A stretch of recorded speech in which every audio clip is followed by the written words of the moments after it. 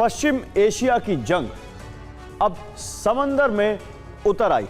निशाने पर है straight of Hormuz. Donald Trump ने अब इस चोक पॉइंट पर सबसे बड़ा दांव खेल दिया है। अमेरिकी नौसैनिक नाकाबंदी के बीच पहली बार एक तेल टैंकर पर हेल फायर मिसाइल से हमला किया गया। मकसद साफ है, ईरान की तेल सप्लाई और समुद्री कारोबार को तहस नहस कर देना।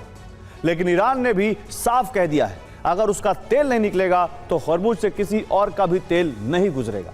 यानी अब जंग सिर्फ मिसाइलों की नहीं, बल्कि दुनिया की सबसे बड़ी तेल लाइफलाइन पर कब्जे की है।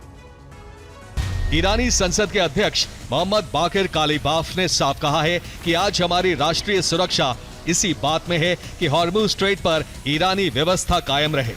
हम ना तो बातचीत से बच रहे हैं और ना ही युद्ध से डरते हैं, लेकिन ईरान को किसी समझौते से लाभ नहीं मिलता तो हमारे पास उसका पालन करने का कोई कारण नहीं है।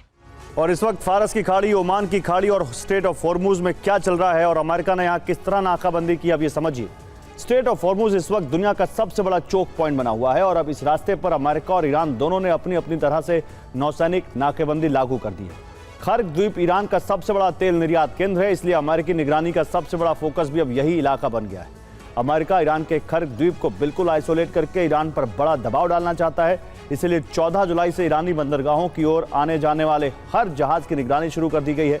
अमेरिका की हरी झंडी के बाद ही आगे बढ़ने की अनुमति दी जा रही है और इस नाकेबंदी का पहला एक्शन भी सामने आ गया है। अमेरिका की चेतावनी के बाद से 2 जहाज तो वापस लौट गए, लेकिन आगे बढ़ रहे MT बेल्मा नाम के तीसरे खाली टैंकर पर अमेरिकी विमान ने हेल फायर मिसाइल दागकर उसे खर्ग पहुंचने से पहले ही निष्क्रिय कर दिया। अमेरिका ने इसे नाकाबंदी लागू होने के बाद की पहली सैन्य कार्रवाई बताया है। अमेरिका की इस नौसैनिक नाकाबंदी को दोबारा शुरू किए जाने के पहले ही दिन हॉर्मूज स्ट्रेट में कमर्शियल शिपिंग का ट्रैफिक घटकर सीधे आधा रह गया है। वैश्विक शिप ट्रैकिंग कंपनी केपलर और समाचार एजेंसी रॉयटर्स के आधिकारिक आंकड़ों ने इसकी पुष्टि की है। नए आंकड़ों के मुताबिक हॉर्मूज से गुजरने वाले जहाजों की संख्या 24 घंटे के भीतर 13 से घटकर केवल 7 रह गई है। सबसे बुरा असर GCC यानी गल्फ कोऑपरेशन काउंसिल के 6 सदस्य देशों पर पड़ रहा है। ये देश हैं Saudi Arab, UAE, Qatar, Kuwait, Bahrain और ओमान। तेल के दामों में उथल पुथल मचने से तेल व्यापार से जुड़ी OPEC यानी organisation of the petroleum exporting countries पर भी बुरा असर हो रहा है।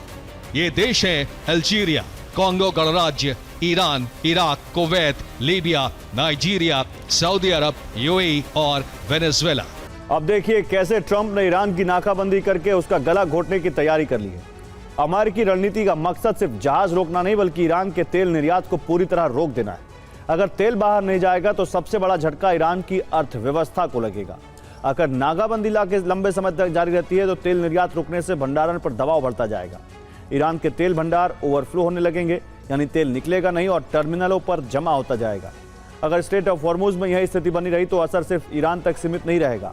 GCC और OPEC देशों के तेल व्यापार, आपूर्ति और वैश्विक कीमतों पर भी इसका बहुत बुरा असर होगा।